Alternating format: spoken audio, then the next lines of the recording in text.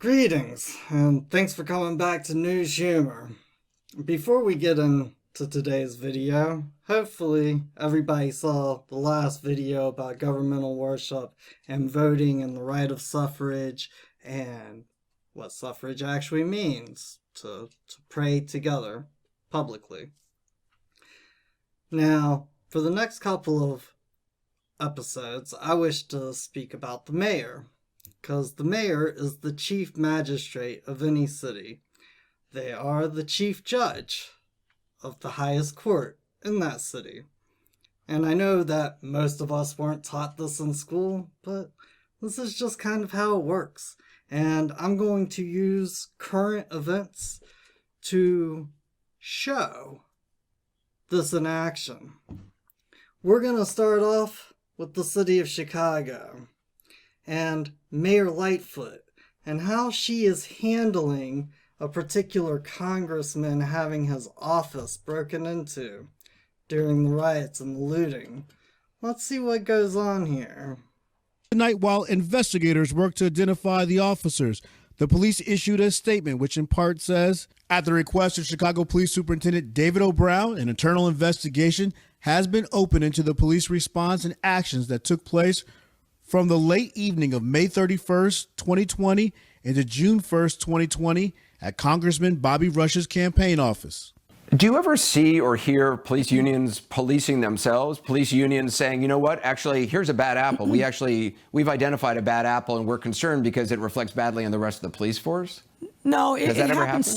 It happens so rarely. I have actually seen it when I worked for the police department back in the early 2000s, but it's very rare. Even today, literally, the officers were, through their various contacts, were trying to say, the congressman actually invited us in, and he's lying now. Bobby Rush is a former Black Panther. He didn't invite the police into his office. And the fact that they would even say that, and even assuming that was true, 5 hours? Wow. I don't even know where to start with the gross incompetence. First, they can't find these police officers. There's 13 of them. They got them on video. They work under the executive branch, so under the mayor's form of government. And they can't find 13 people who work for them. And then in the middle of saying they can't find them because they want them for some crime, she's saying that there's some type of communication going on, that they're already giving a defense, saying, well, the congressman invited us in. And even though I'm sure that Congressman Bobby Rush didn't say, hey, come on over here and eat my popcorn and sit on my couch and look real high, he did invite them in one way or another, because they were responding to a break-in at his office. Did he just want them not to respond? I don't think so. But the whole fact that this made national news, they said they were going to catch them, they still haven't caught them, and they were on video, and they worked for basically the mayor's office. You don't think the mayor could order the police chief to give them up? She is the chief magistrate of the city. Let's see what happens next. What can you actually do? How difficult is it actually to discipline police officers? Well, it's not difficult. They do have extraordinary due process rights, which is in and of itself a problem that we've got to fix.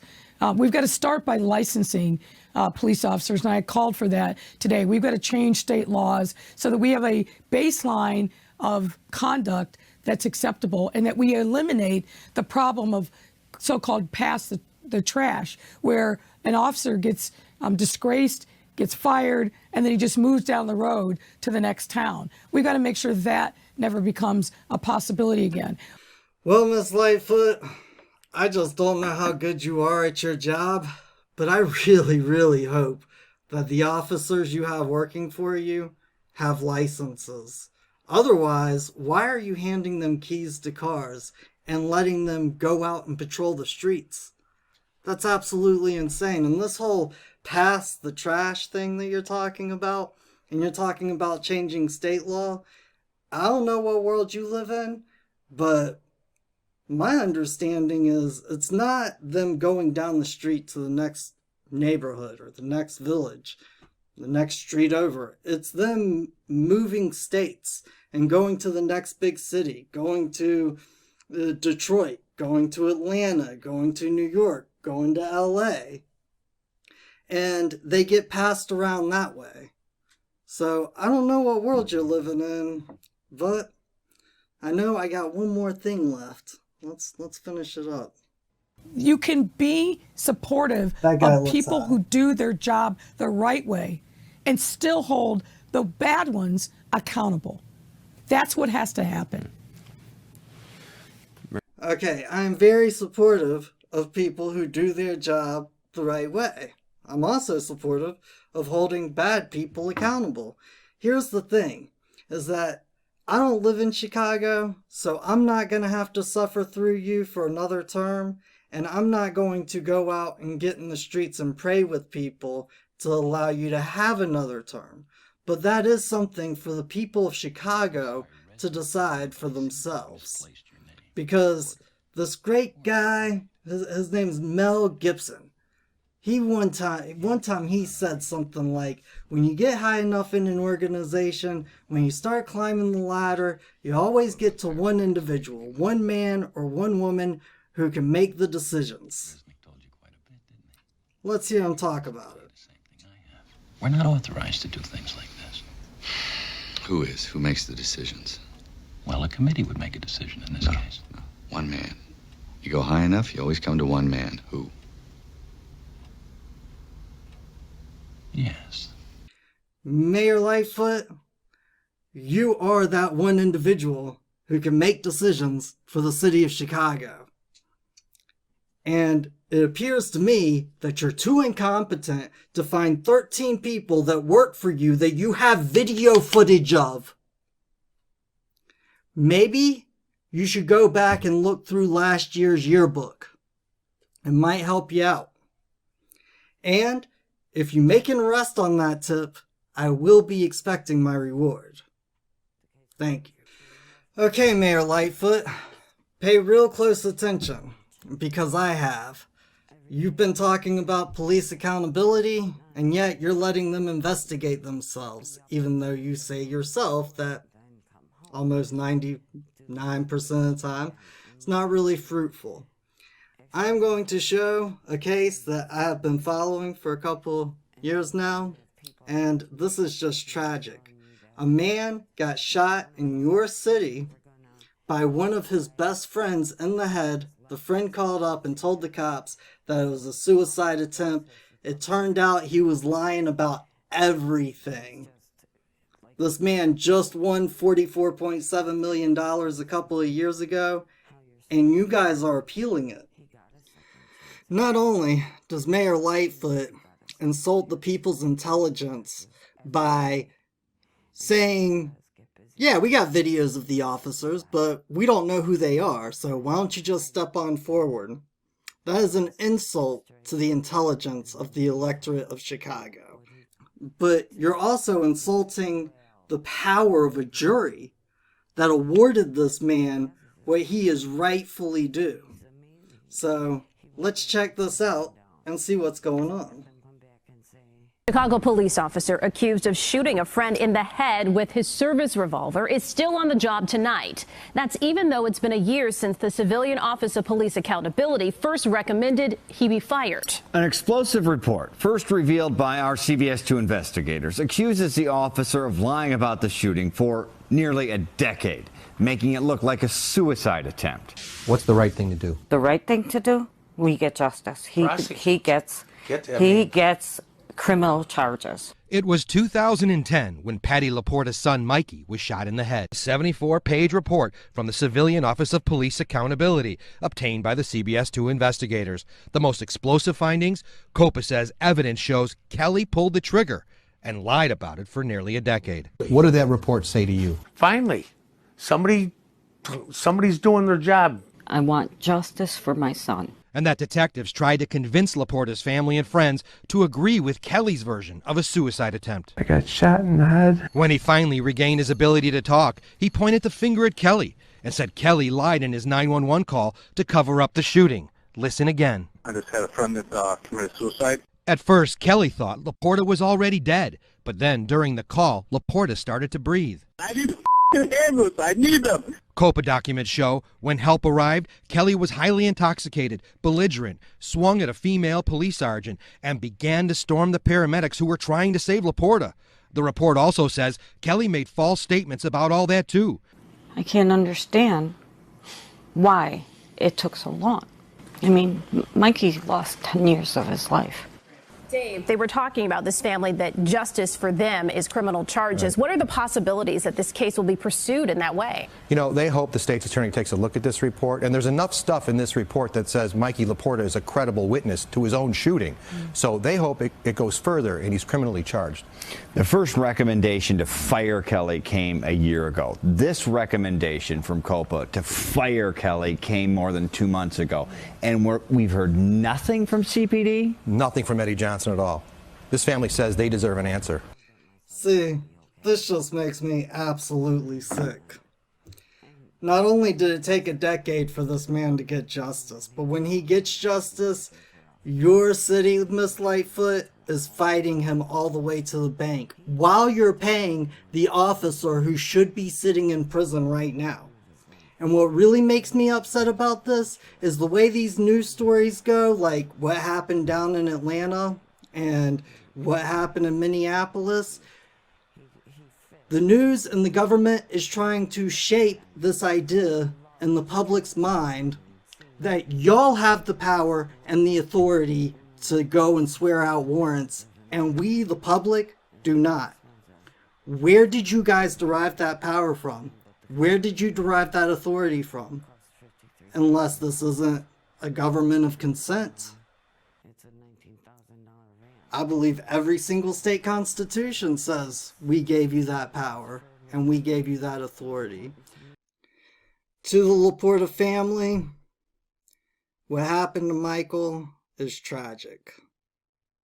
And if you still believe that that officer should be held accountable criminally, the news said that the courts in their report have stated that Michael is a credible witness. If y'all wish to go down to the courthouse and swear out a warrant against that man who shot him in the head, I wish to be with you. And I will come up there with cameras, because it's not just Michael who faces injustice in this world. A lot of injustices happen every single day. Most of them are not so atrocious that they get all these different news media outlets viewing it. What happened to Michael was that atrocious. And I'm truly sorry. And if your son, if Michael, does not have the right to go swear out a warrant against a man who shot him in the head, then the government doesn't have any right swearing out any warrants against anybody for any reason. And again, if y'all wish to go and try and swear out that warrant, I wish to be there with cameras so we can show America what happens. That's just the way I feel about it. This case is so tragic. It's so encompassing that I am going to play it. I'm going to play this full news episode for the rest of this video. Thank you for joining me, and I hope we'll see you again here on News Humor.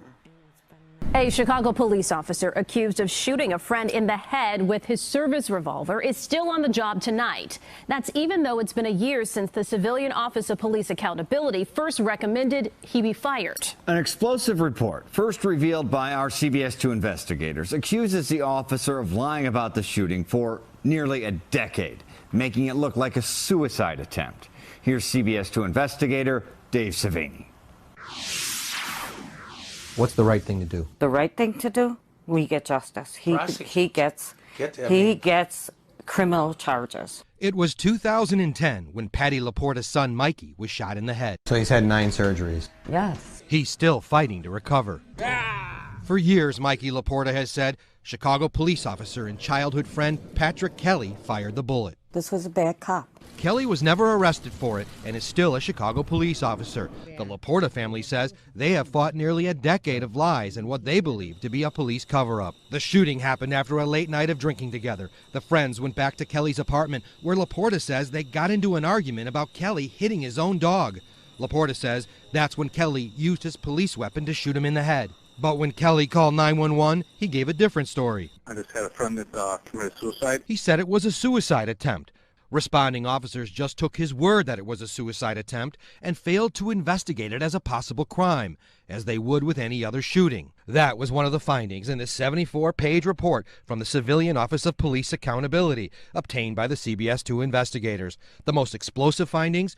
COPA says evidence shows Kelly pulled the trigger and lied about it for nearly a decade. What did that report say to you? Finally, somebody's doing their job. I want justice for my son. The Laportas blame many others in the Chicago Police Department for protecting Kelly. The COPA report does too, saying a responding lieutenant said to handle the scene as if Officer Kelly had discharged his weapon. But COPA found the investigation was not treated as a homicide from the outset, and that detectives tried to convince Laporta's family and friends to agree with Kelly's version of a suicide attempt. And you feel pain there? Yeah.